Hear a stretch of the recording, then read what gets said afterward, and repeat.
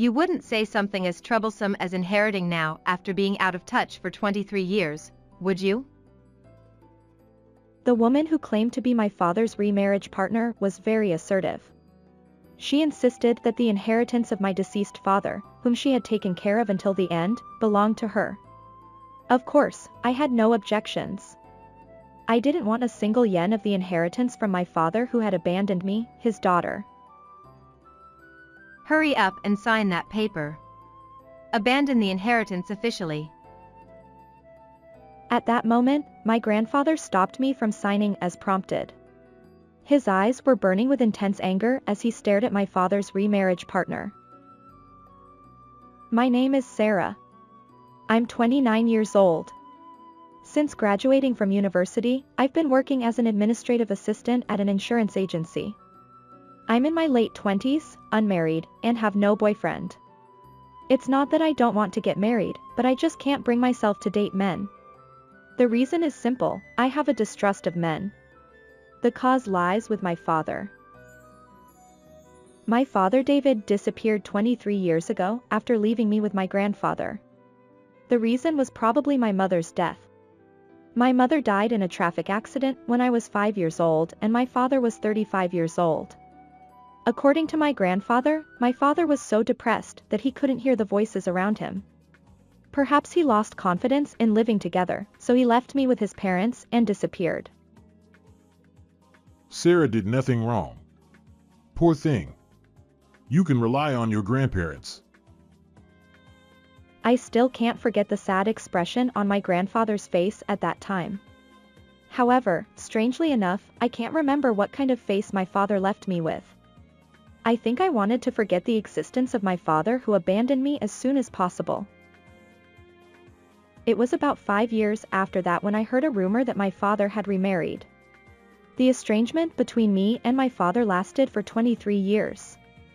The only thing I truly believed in was the love of my grandparents and deceased mother. To be honest, I hated my father from the bottom of my heart. The fact that I was a child abandoned by his parents tormented me deeply. It was especially painful when I was in elementary and junior high school because there were only families with both parents around me. I have been teased or harassed for not having parents many times. There were times when I got into a big fight with someone and my grandparents were called out. You were teased for not having parents? That's their fault. Sorry, Sarah. You're the only one who has a hard time. Grandpa and Grandma are always on your side. Even such kind grandparents have been angry with me before.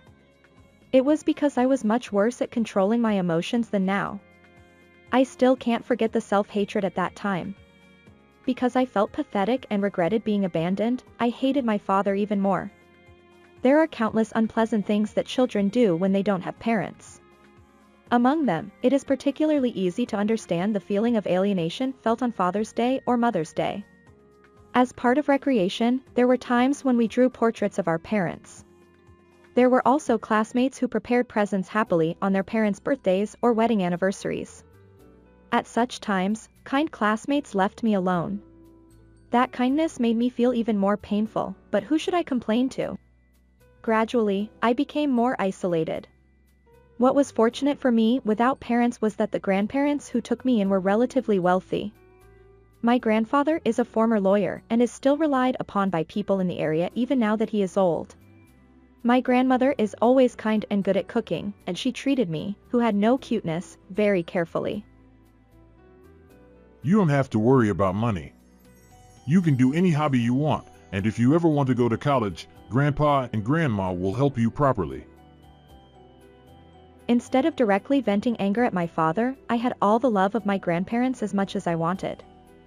I wanted anything I wanted and sometimes said something outrageous. A rational grandfather didn't spoil me like that. Grandpa can only buy what you need for Sarah. If you just want something, you can't buy it for you. It's not because Grandpa is stingy that he says this kind of thing. It's because Grandpa doesn't want Sarah to become an adult who spends money recklessly. Grandfather is really a solid person. He is really kind, but not always so. He could be very strict at times and wouldn't forgive me for being spoiled. I often felt lonely when I went out with my grandparents.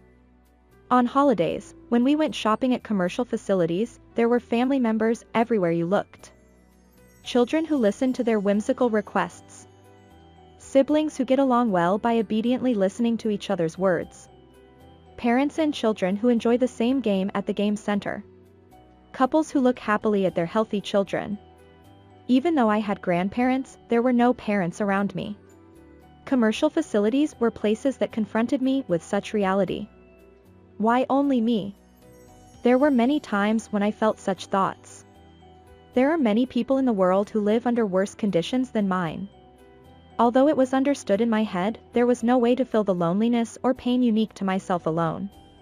My grandparents understood well the unbearable pain that I had. One day, my grandfather made me such a proposal. If Sarah really wants to, she can use the foster care system. You can live with a couple of the same age as your real parents as a family. However, my grandfather cut off his words and shed tears. It was the first time I had seen my grandfather cry. Grandpa and Grandma really care about Sarah and love her very much. If you say you're in pain, you have to withdraw. Honestly, even talking about this is painful. But if it's for you. My grandfather couldn't speak until the end. Rather, I didn't let him speak. I'm not going to leave Grandpa and Grandma behind, am I? Don't ever talk about adoption again. My home is here. This place where Grandpa and Grandma are is my place. If I just kept grieving, my grandparents would feel sad too. The time has come for me to face myself firmly. I thought so strongly. I accepted myself as a child abandoned by my parents and still lived positively. Thanks to the abundant love of my grandparents, I had become strong before I knew it. The passing of my grandmother due to illness was 20 years after my father abandoned me. It had been a long time since I had to say goodbye to someone so close. I was extremely sad, but my grandfather was calm and collected. He even had the composure to comfort me. I felt puzzled that my grandfather, who should have been the one grieving the most, was so composed. I was prepared for this day to come someday. We talked a lot while we were still alive and were ready to say goodbye. That's why I'm surprised at how well I'm holding up. It's strange. My grandparents' parting was very peaceful. Everyone in the family praised their parting as something they would want for themselves, and I was proud too. While my grandmother was being cremated, one of my aunts approached me with an apologetic look on her face. I'm sorry to bring this up at a time like this, she said, and showing me a picture of a man and asking if I would consider marriage. She knew it would be frowned upon, but she brought it up anyway. She looked genuinely sorry about it. Surprisingly, my grandfather smiled when he heard about it. That's great news. You should definitely consider it. Think of your aunt's feelings. My grandfather said that, but I couldn't feel the same way. Because of the painful experience of being abandoned by my father, I had become distrustful of men. While I admired the kind of relationship my grandparents had, I couldn't bring myself to hope for marriage. In my heart, such an intractable dilemma had taken shape. 3 years after my grandmother's passing, my grandfather approached me with a serious look on his face and said he had something to tell me. David seems to have passed away in the hospital. It was then that I learned for the first time that my father had been seriously ill. In fact, my grandfather had been in touch with him through his lawyer friends in recent years. The news of his death also came from those lawyer friends. I heard that the funeral is the day after tomorrow. I'm going to go. What about you, Sarah? After thinking about it, I decided not to attend the funeral. I didn't ask for any details like the address. My grandfather said he would leave it up to me. My father and I had cut ties 23 years ago. I don't have any hatred left for him now, but I don't feel like mourning him either. The next day, my grandfather took the train to visit his deceased son. I, who was left behind, reflected on the fact that I had no parents. There was no point in blaming my mother who had passed away in an accident. On the other hand, I still feel dissatisfied with my father's decision to leave me with my grandparents and cut off contact. It's just so pathetic for a person to leave their child's upbringing to their parents and cut off contact. I don't know what he was thinking, but couldn't he have done something else? A few years later, he remarried another woman. I can hardly understand it. But then again, I think to myself that there are fathers out there who are worse than mine. Fathers who are abusive, addicted to gambling or alcohol, antisocial, criminals. Compared to such monstrous fathers, maybe my father wasn't so bad after all. After all, for these past 23 years, he has never caused me any direct trouble. From the fact that he secretly communicated with my grandfather through a third party without telling me, it is clear that my father actively and thoroughly avoided any communication with me. He erased his own existence so as not to trouble my heart. Maybe that was his way of showing sincerity towards me. When I was 5 years old, I felt that my father was an awkward and unsociable person even though I was just a child. Until the very end, my father was just as I had imagined him back then. I now regret that I never heard his thoughts from his own mouth. After my father's funeral, a woman I didn't know visited me. She was probably in her 40s and had a very strong personality with distinctive heavy makeup. You're Sarah, right? I knew it right away. You look a lot like David. I had an intuition that she was my father's new wife. The woman named Taylor handed me some documents. I came here today to ask you to renounce your inheritance, Sarah. According to Taylor, my father had about 20 million yen in savings. If things continue as they were, Taylor and I would split the savings in half.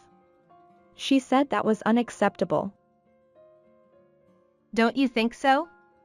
I took care of David until the end, so it's only natural that I should get his money. She said it was ridiculous for someone who hadn't been in touch for years to suddenly claim their rights. Yes, I understand, I replied. But if you don't mind, could you tell me what kind of life my father led? What kind of life? It was a boring, everyday life. He didn't drink or smoke. He didn't play pachinko, slots, or horse racing. He either read books all day or sat in front of his computer writing articles. My father worked as a writer and would write anything if asked to do so: internet news, SEO articles, novels, scenarios. Even when he became bedridden due to illness in his later years, he continued writing. I was struck by an unexpected feeling. A self-centered father was suited for a lazy life like that. Although I had thought so somewhere in my heart, I couldn't imagine my father as a stoic writer. At the same time, I was beginning to lose sight of who my father really was. It wasn't an easy feat to accumulate 20 million yen through writing work alone. It wasn't an ordinary effort. Why did someone who could be so devoted to something abandon his duty to raise his daughter? Come on, isn't it enough? Sign it quickly. What's wrong? You haven't been in touch for 23 years, and now you're saying you want to inherit it? Of course, I was going to abandon the inheritance. I don't want anything that someone who abandoned his daughter left behind. What are you doing? Sign that paper quickly.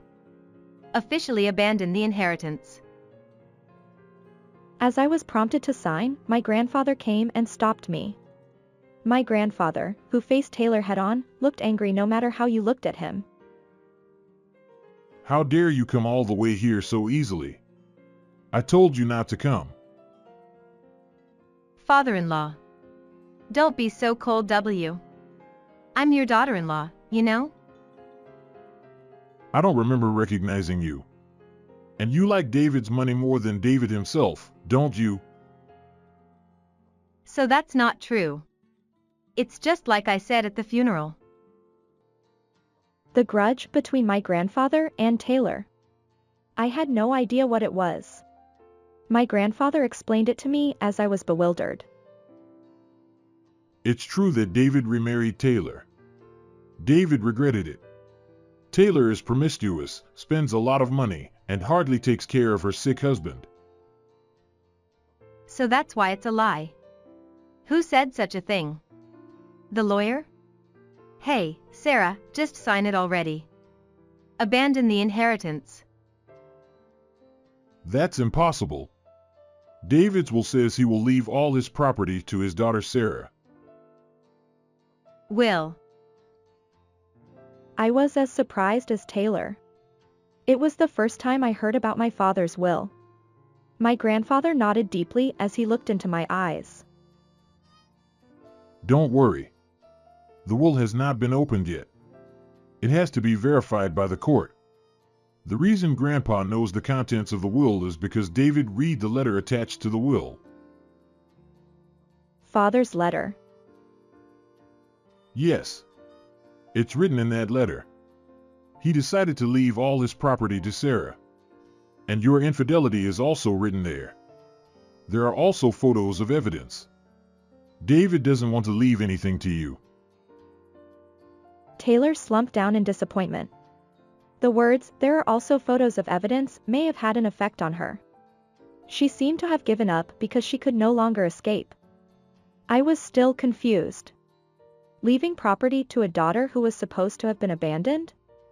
For what purpose? My grandfather smiled sadly as he sensed my confusion.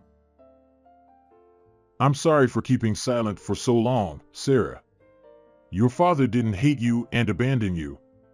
He had no choice but to leave you with Grandpa and Grandma because of his illness. Actually, my father had the same illness as my grandmother when he was young. After his wife died in an accident, he seriously thought about it. If he continued to raise his daughter like this, he would eventually become a big burden for her. And that day could come at any time. His daughter might become a so-called young carer. Rather than letting that happen, it would be better to be hated for life and cut off the relationship completely. It was an extremely extreme choice, typical of a clumsy and unsociable father. Knowing everything, I felt indescribable. I was actually loved by my father. Taylor, are you obsessed with inheritance because you want to use David's legacy to pay off your debts? Unfortunately, you won't get a penny.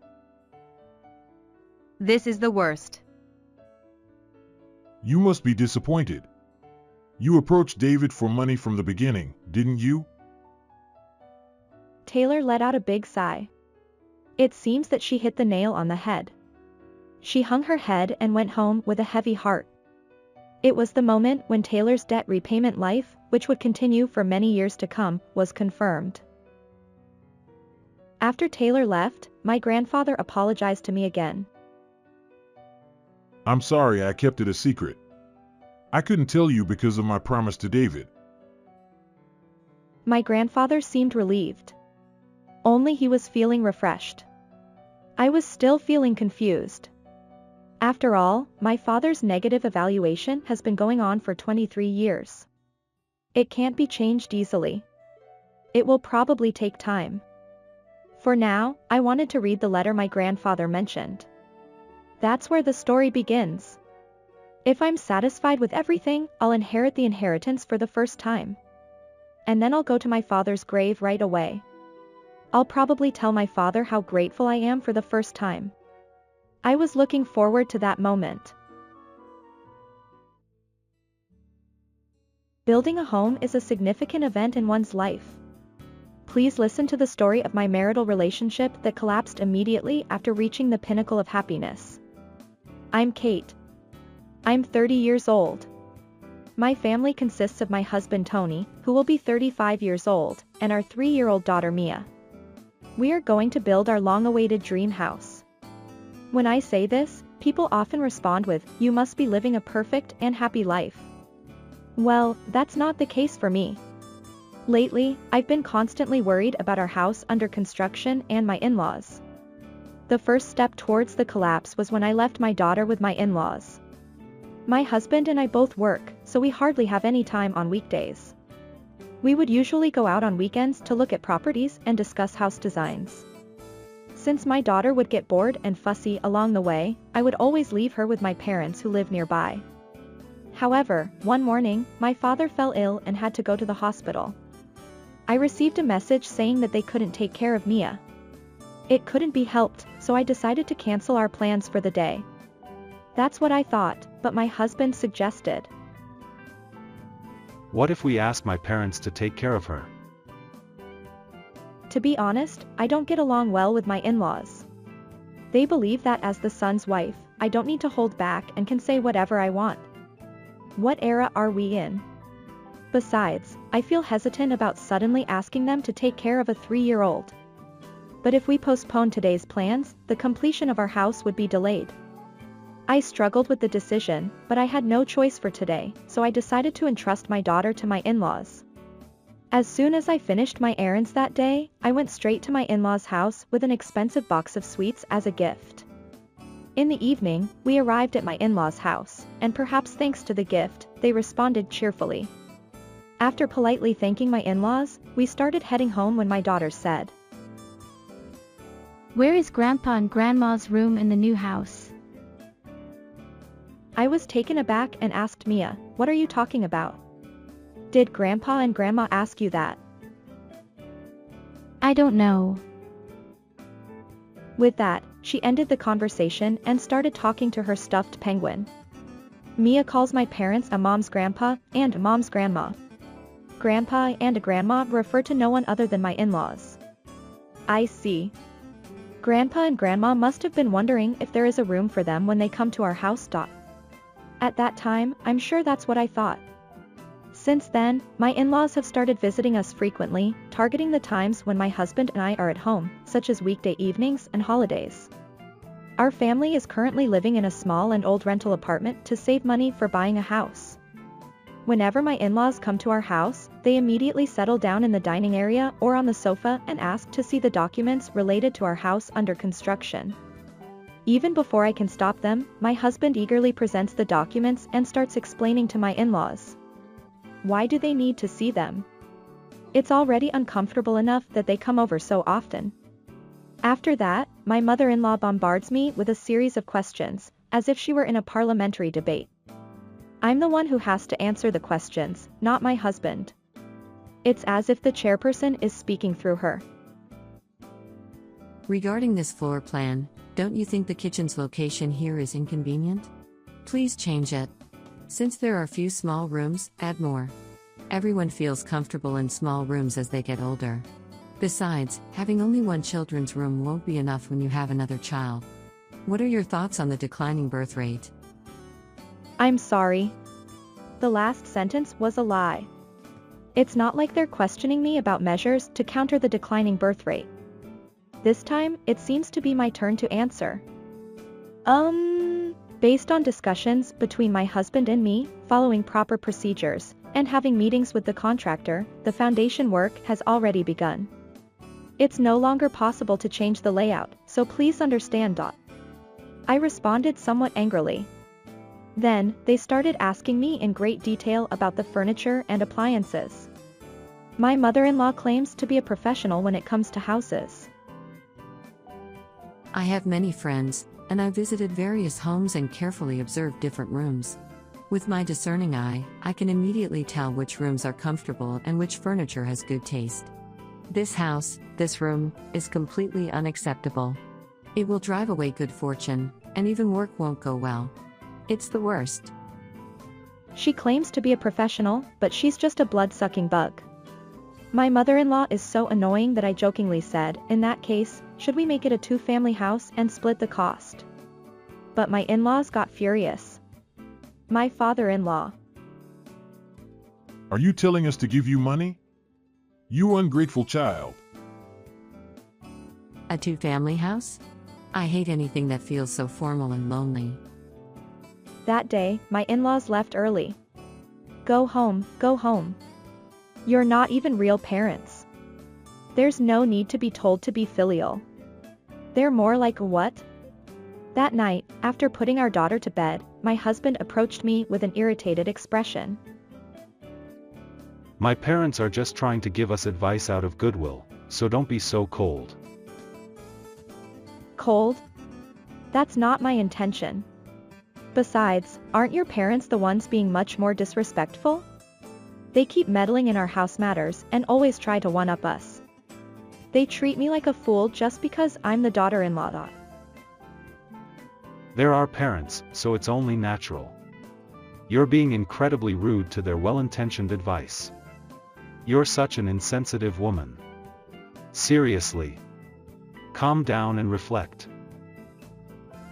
After that, my husband turned away and refused to speak. Well, they're your parents, no doubt about that. But we have our own separate family. Besides, we haven't received any financial assistance from your parents. It's rude to keep giving unsolicited opinions without contributing financially. My husband told me to calm down, but instead of cooling off, I became even more angry at his unreasonable choice of words. That night, I had trouble falling asleep. After all the ups and downs, our house was finally completed. Our family moved in with excitement and began living in our new home. Starting today, my parents will be living with us. We can use the larger room upstairs for my father and the smaller one for my mother. It shouldn't be a problem, right? Hold on a second. Why are you suddenly saying such things? Didn't we decide to use one of the rooms upstairs as Mia's room? I never agreed to live with your parents. Besides, your father and mother might not like that room, considering how they usually are. They won't say anything. They've already seen the rooms, so don't worry. Your parents saw the rooms? When? I think it was the day before we went for the house viewing. Wait a minute. Let me confirm. Your parents came to see this house the day before we went for the viewing. Yes. They said they wanted to see it, so I gave them the key I was holding. It's not a big deal, they just wanted to take a look. It doesn't cost anything. Husband seemed annoyed as if the conversation was over and went back to working on the TV wiring that was left unfinished. It does cost something, and it just decreased. And quite dramatically. I didn't want to see my husband's face, so I left the kitchen unpacking as it was and went upstairs. I closed the door, locked it, and tried to organize my thoughts that were in disarray due to confusion and anger. I truly felt relieved that Mia was at the nursery school because it allowed me to think alone. Thanks to that, I can think clearly and calmly. I don't want to be with those people anymore, not even for a second. However, we had just made a big purchase of a house. I need to be calm and composed. I need to think about what to say and what not to say. I need to think about our future, mine and Mia's. I stayed in the room, contemplating and keeping these thoughts in mind while waiting for my in-laws to arrive. As my husband said, my in-laws arrived in the early afternoon along with a truck carrying their belongings. You should at least read us. You guys have no common sense. Oh, it's still a mess here. You're so clumsy. After complaining for a while, my in-laws naturally entered our newly built house. I was listening attentively from the second floor, so I came out of the room and headed towards the entrance. Father-in-law, mother-in-law, I never heard anything about living together with you. My first words, spoken with determination, were surprisingly cold. Father-in-law seemed annoyed by that and quickly blamed me. I told Tony. There shouldn't be any problem. No, there is a problem. I heard from Tony this morning that you and mother-in-law have the intention to live together. Besides, I have no intention of living with you. Not with such rude people. What did you say? Tony said it was fine. That's right. You're such an impudent daughter-in-law. If you don't like it, why don't you leave, Kate? No, it's not going to work. I've been thinking this for a long time, but our ways of thinking are too different to have a conversation with these people. As I was thinking about how to fight back, my husband came flying over in a panic. What are you doing, Kate? Don't fight with my parents. Fight? It's not an equal fight. I'm being verbally abused unilaterally just because I'm a wife. And now, I'm being blamed by my husband again. I think again that this parent and child are the same. Tony, I can't live with your parents. You can't. Don't make things difficult for me. You're my wife, so you should obey your husband, right? Before I am your wife, I am a human being. Do you think you can force me to obey you, my father-in-law, who had been listening to our conversation? I don't want a wife like that. Then my husband also agreed with his father, saying, That's right. Maybe it's better to divorce a wife who can't treat my parents well. I've been waiting for this. Understood. Then let's get a divorce. I said it clearly. A husband who brought up the idea of divorce, and a wife who agreed to it. I hope my smartphone in my pocket is recording this exchange well. With a feeling of prayer, I continued on. We will become strangers, so please return the 35 million yen that Tony lent us as the construction cost of this house. Parents-in-law, huh? My parents-in-law raised their voices in surprise. My husband lost his color and looked at me with a face that was white beyond blue. I will explain very politely to my parents-in-law, who do not know the circumstances. It seems that there is some misunderstanding. Tony did not contribute a single yen to the purchase cost of the house. This house was built only with my savings. Because this person had no savings at all due to a complete lack of planning. Since my husband and I both work, we shared the same amount of living expenses from each other's income. We had a promise to save the remaining amount in each other's name, but this person wasted it and didn't put it into savings. Hey, Kate. You don't have to go that far. It's all true. And yet, when it came to buying a house, you wouldn't give in to having the house in my name, would you? So I made it so that I would lend you money. There's a loan agreement, so you can't pretend it didn't happen. That's...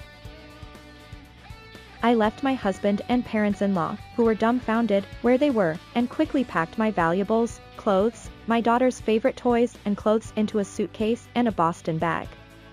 Holding my daughter's favorite penguin under my arm, I loaded them into my compact car and quickly drove off. I said goodbye to the newly built house that I had a short relationship with. After that, I picked up my daughter from the nursery and headed to my parents' house. My parents were quite surprised when I suddenly appeared with a large amount of luggage while they were in their jerseys. If it's sudden and inconvenient, I can go to a business hotel or something, I said hesitantly, and my parents hurriedly stopped me. I heard later that my parents were worried that I might be thinking of taking my daughter with me. In fact, it was the opposite. I had made a vow to protect this child no matter what. For the time being, I explained the situation to my parents. That I was going to divorce my husband, who had no good points, and that I absolutely wanted to take care of my daughter. My parents promised to support me wholeheartedly. And they told me to live at their house for a while. This was a very grateful offer for me. As I worked that evening, I summarized everything that had happened between my husband and my parents-in-law in a document. I saved the audio data from the conversations I had with my husband and my parents-in-law, which I had recorded on my smartphone, to my computer and external media. Armed with these, I took paid leave and used my weekends to visit several law firms. Finally, I found a lawyer who seemed trustworthy and formally requested their assistance. As I continued with my busy daily life, a week had passed in the blink of an eye since I left our new home. On that day, when I finished work and left the office, someone was waiting for me. It was my husband. I would like to call him my ex-husband, but since the divorce papers had not been processed yet, he was still my husband on the family register, which was unfortunate. Although we hadn't had any conversations, I was afraid of what might happen if he got angry and did something. So, I looked for a place where there were people around and entered a cafe with him. I made sure to turn on the recording function on my smartphone, just in case. I tried to stay as calm as possible and asked him, "Do you have something to say?" Yes, that's right. About the house, I want to give it to you, Kate. I want to change the ownership. Can you just forget about the money? I replied, I'm sorry, but I can't bring myself to live in that house anymore. Your parents stepped inside before us, didn't they? Those little details don't matter. They matter to me. It's impossible.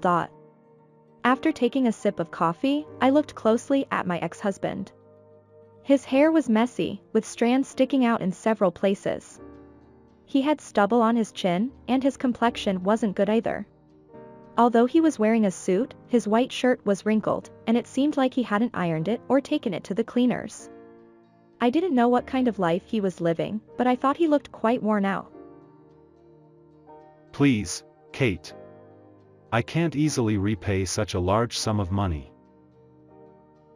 You knew it was a large sum of money when you borrowed it, didn't you? I suggested that we put the house in both our names, and I even proposed that it could be in my name alone. But you refused to let go of the idea that it should be your house, your name. That's because I thought I was the head of the household. And even though I mentioned divorce, I wasn't serious. Why did you take it seriously? I'm serious. I'm fed up, and I'm definitely getting a divorce. If it were just a lack of ambition, it would be one thing, but I can't imagine being stuck with such rude parents. That's... Mia is waiting for me, so if we're done talking, I'm going home. Wait. I'll be the one to take care of Mia. I felt uneasy at my ex-husband's words. When I returned home, I asked my parents to be careful not to let Mia be taken away by force. A few days after my ex-husband's visit, I received a call from the nursery saying that someone who appeared to be my parents-in-law had come. I left work early and hurried to the nursery. Fortunately, I had informed them in advance, so my parents-in-law were waiting for me in a separate room. They had made sure that Mia wouldn't meet them. When I entered the room where my parents-in-law were, I was suddenly shouted at. Give back our grandchild. You greedy thief. What do you mean by greedy thief? I haven't stolen anything.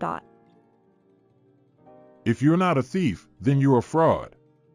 You must have done something wicked to earn that money. Otherwise, there's no way you could have that much money at your age.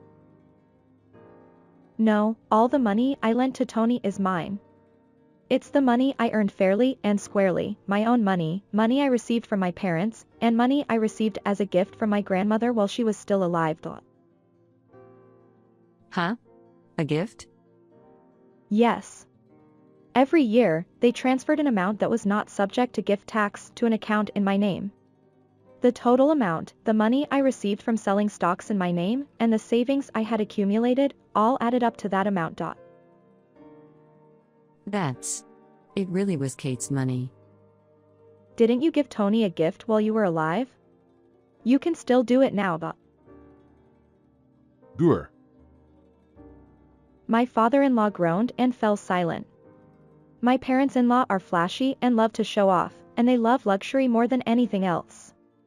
They're an ordinary salaried family, so they probably don't have much savings and no passive income.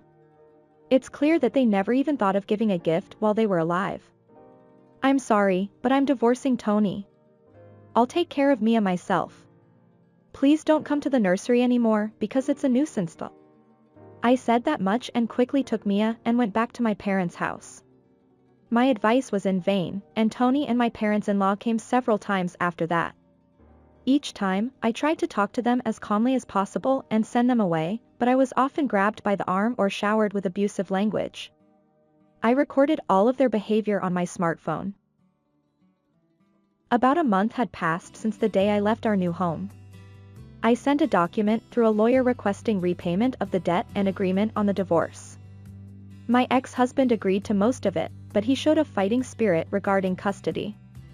However, when I mentioned that I would claim compensation if we fought, he backed down. He had become quite docile. After all, I had plenty of evidence, and he had no savings to pay.